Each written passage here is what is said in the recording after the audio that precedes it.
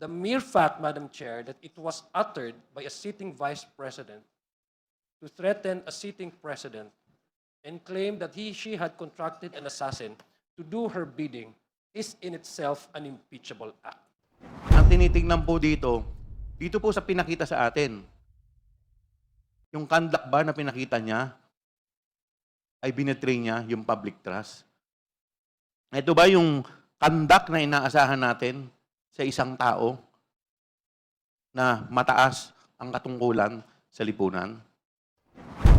It's not just the wording that matters. It's the effect and potential for harm, especially when the speaker holds high office. Just as in my family's experience, Congressman Suntay, I do not know if he is lawyering with for the Vice President, because I would even think that he is right now defending her. Pero She hired someone to kill. If she herself was killed, lo and behold, they are both alive. So ibig sabihin, walang overt action which was done. Madam Chair, the complaint alleges that the respondent declared that she had arranged for a person to kill the President, the First Lady, and the Speaker if she herself were killed. The complaint alleges a public statement, but it does not allege the existence of an actual agreement to kill. There is not even an overt act in furtherance of such agreement. Any act constituting conspiracy or any act constituting conspiracy or attempted murder. Kasi yung alleged gunman, hindi man lang natin na-present. Now, let's go to the doctrine of free speech, which guarantees free speech and free press do not permit a state to forbid or prescribe the advocacy of the use of force or of law violation except where such advocacy is directed to inciting or producing imminent lawless action and is likely to incite or produce such action. Advocacy of violence or law-breaking is protected unless it is directed at inciting or producing imminent lawless action and is likely to produce such action. That was stated in Salonga versus Cruz Paño, 134 SCRA 438. Now, kung makikita rin natin dun sa statement ni, dun sa video, and I'm glad that it was flashed on screen, which, kasi, in fact, dapat nga hindi, because it would be premature. As I mentioned, the video is not part of the complaint, but okay lang na ipakita natin dyan because it brings back yung ano natin, yung pag-aalala sa mga yan. The VP said that she hired someone to kill. If she herself was killed, lo and behold, they are both alive. So ibig sabihin, walang overt action which was done. You know, sometimes when I go home late, my wife always threatens to kill me.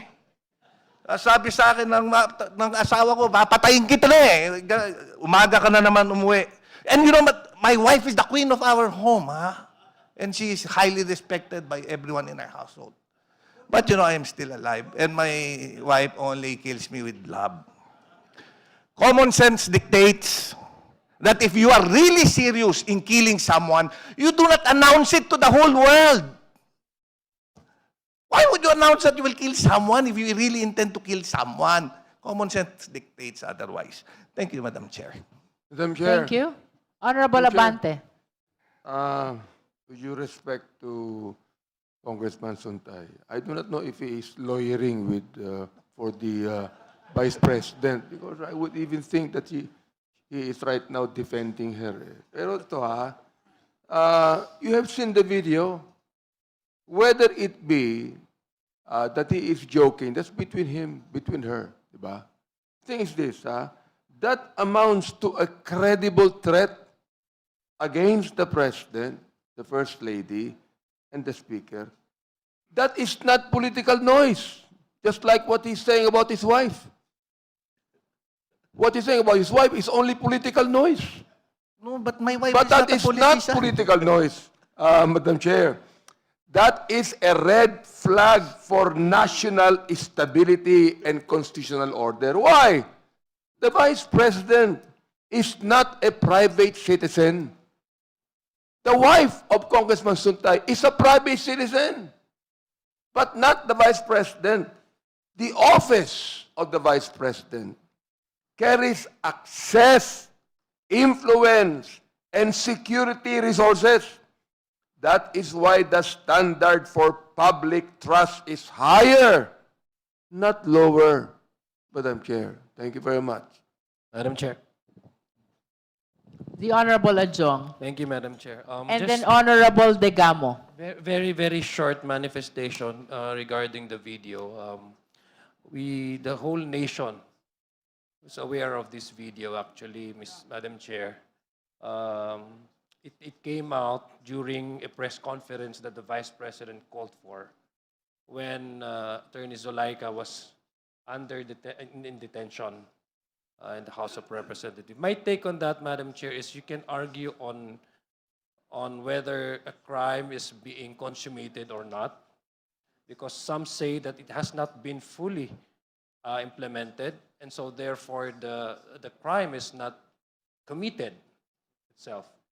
To me, Madam Chair, I know how a layman would understand that is, it does not take one particular threat to be consummated, meaning to be implemented, for it to constitute a betrayal of public trust. The mere fact, Madam Chair, that it was uttered by a sitting Vice President to threaten a sitting President and claim that she had contracted an assassin to do her bidding is in itself an impeachable act. It's in itself a betrayal of public trust, Madam Chair.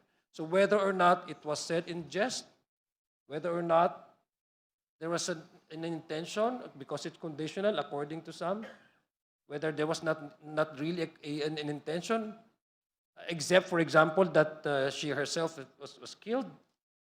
So that's irrelevant to me, Madam Chair, because the fact that it was said, the threat was said by an official who needs to uphold a high standard of, the demand of her office should be upheld in such a high standard, would to me fall under the category of a betrayal of public trust. That is my humble submission, Mr. Chair, Madam Chair, on the issue of the video that just flashed, it's played on the monitor, Madam Chair, Your Honors. Thank you. Maraming salamat po. Thank you, Honorable Adjong. At this juncture, we recognize the Honorable Degamo. Yes, Madam Chair. I would like to speak from a personal experience. My husband, the late Governor Degamo, before he was murdered, he received threats before he was tragically murdered. The threats at first were conditional. Like, if you do this, something will happen. But then, even though they were conditional, the fear and intimidation they caused were very real. Conditional threats can turn into actual harm. Nangyari po yun sa amin. In the same way, when the VP reportedly made statements implying harm to the President, the First Lady, and the former Speaker, those statements are serious, even if phrased as conditional. Kasi words from someone in her position carry weight. It can intimidate other officials, it can influence decision, and even undermine public trust. That is why, in impeachment terms, such conditional threats are considered sufficient in substance. It's not just the wording that matters, it's the effect and potential for harm, especially when the Speaker holds high office. Just as in my family's experience, conditional threats really must be taken seriously. Gusto ko lang pong idagdag. The legal connection there talks about a threat does not have to be absolute or immediate to be serious.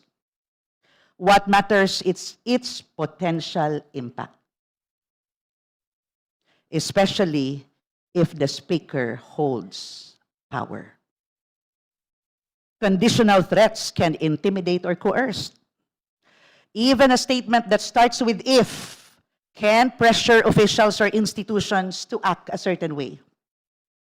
And high office makes it more serious. Maybe words from ordinary people may be limited in effect, but threats from a person who is holding a national leadership post carry far-reaching consequences. Kaya nga po, public office demands higher standards of behavior. Yun yung nire-require sa atin. Dahil if wrongly handled, and I must admit, my husband must have wrongly handled the situation back then that resulted now to his 3rd year anniversary, still waiting for justice to be served. Yan lang po, Madam Chair. Thank you. Thank you, Honorable Digamo. Next in line is Madam Endorser. Can we finish first the manifestations of the justice members before we go back to you? Yes, Madam Chair. The Honorable Chua. Thank you, Madam Chair. Madam Chair, let me borrow the words of the late Justice Cruz, Justice Isagani Cruz, when he defined impeachment as a method of national inquest into the conduct of public men. Ang ibig sabihin po nito, ang tinitignan po dito ay yung mga taong nasa taas ng lipunan kung paano nila maglabas ng behavior sa publiko. Ang hinuhusgahan po dito sa impeachment ay yung kanila pong conduct. Obviously, napanood po natin, hindi po ito yung conduct na inaasahan po natin sa isang tao na may pangalawa sa pinakamataas na posisyon sa ating lipunan.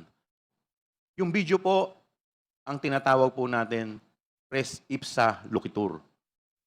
The video speaks for itself. Hindi na po natin kailangan magpahaba. Hindi po ito usapin ng kriminal para tignan po natin ang elemento ng threat. Ang tinitignan po dito po sa pinakita sa atin, yung conduct ba na pinakita niya ay binetray niya yung public trust? Ito ba yung conduct na inaasahan natin sa isang tao na mataas ang katungkulan sa lipunan? Pag sinagot po ninyo ko na ito po yung conduct, maaari ko pong sabihin na wala nga po talagang substance. That's all, Madam.